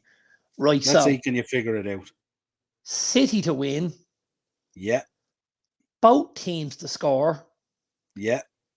And I'm gonna go hard. I put in an anytime goal scorer. So I'll give you that much. Now pick who I put in. Right. I'm gonna pick it. You ready? An unlikely hero. An unlikely hero? Yeah, I think if you were picking goal scorers, he'd be down slightly, I think. But could be one just for the kind of that might get one. Oh no. You've done me dirty here, haven't you? I might have. I don't know. I might have. Is it my boy Rodri? No. Okay, no. That's all right then. I thought you'd gone at me like that. I was like, Niall, don't approach the bench like that. Although I wouldn't be surprised. I wouldn't be surprised. It's not a bad show. Right. So if you haven't gone with him, you've probably gone with Jack Grealish, haven't you? No. Who? Phil Foden. That wouldn't be. But he is down the list when you're picking goal scorers. He's not way down, like. Well, no, like, but he'd be fifth. I mean, you've Haaland, you've Alvarez. Who else is in there at the moment? Haaland. It's not a whole lot after that. I think he'd probably be in there after Haaland and Alvarez, if I'm honest. Oh, do you think so? You reckon he'd be third, do you? Well, I will. You know what? The wonders of modern science and technology. I can tell you exactly where he is. Right, let's see here. Football. He has to be lower than third, I would think. Who else? Competitions. Premier League. Right, here we are. Goal scorers. Let's have a look here. What have you got in the locker? Goal scorers market. He's third. He is third, is he? There you go. First is Haaland at 4-5. Mm. Second is Alvarez at 7-4, which I think is a fucking outstanding bet, by the way. Mm. And third is Phil Foden at 5-2. There you go. Did you see Gareth Bale playing tennis? I didn't. He's not good at tennis as well, is he? Is he? Well, I think myself and Gareth did get on fairly well. Big football fans. Both like the golf. Play a bit of tennis. And I mean, Wales. What a spot. What a spot. Yeah, League Cup Dazzler. That's League what that's Cup, Wednesday night. Yeah. Tell you what would be massive for us. If we could get out of the City game without a defeat and go through to the next round of the Carabao, that'd be massive for us. That's a big week, isn't it? That's a big week. Yeah. It's a pity you couldn't have arranged that, actually, because with Monday here being a bank holiday, you know, you would have only had to stretch to the Wednesday and you could have done Newcastle and City, but you'd be dropping a few days, of course, because you wouldn't be back till Thursday or Friday or whatever. Do you know what I mean? And we'd miss Halloween and all. Can't do that with the little people. He has the bit between his teeth, doesn't he? It doesn't leak where Dazzler's in. Dazzler has prime seats in the Stratford end. Ask him when was the last time he was in Old Trafford. That's true. That's true. Jack, last time you were in Old Trafford? Well, how random is that? Like, now the only thing we have to say is we can't disagree with him. No, I'm not disagreeing, but that's very random. What's that about? Halloween is shite. That's even Halloween is shite. Anyway, pleasure as always. Enjoyed the show. Have a safe trip, of course, over there, and hopefully you don't get the result you want. I'm gonna be honest here. I'm not gonna champion it. You know what I mean? Yeah, but would that not be in your best interests? No. If you're in a title race. Don't worry. Yeah, I know, but the further I keep you away from us, the better. I'll worry about that side later on. I'm worried about. I keep an eye on what's behind most of the time. Still the biggest club in Merseyside we are. I love it. I still think Man City won't win the Premier League title this season. Big shout. It's a big shout. It's gonna take a lot to stop Spurs. Never because of shit. Like herpes. Jack, you're way too young to be worrying about herpes. What are you talking about herpes for at your age? Anyway, although it's worrying that he's going to get herpes. Just saying. Just saying. Yeah. That's it, isn't it? Anyway, folks, an absolute pleasure on the show. Thanks for supporting us as always. Of course, subscribe to the channel, hit the bell notification, drop a like to the video. I will be back tomorrow with a live preview of Liverpool versus Nottingham Forest. And of course, we'll do shorts as we did today on any kind of news that breaks and stuff like that. But until next time, folks, have a safe weekend. Don't go crazy with the fireworks or anything like that. Take it easy. It is Halloween. We don't want anyone coming on to let us know they're down an arm or something like that. I don't want to have to cut the sleeves off some of these shirts when I'm giving them away and stuff like that. But until next time, folks, have a safe weekend. Subscribe to the channel, hit the bell notification button, drop a like on the video, and we'll talk to you again real soon. Cheers, bro.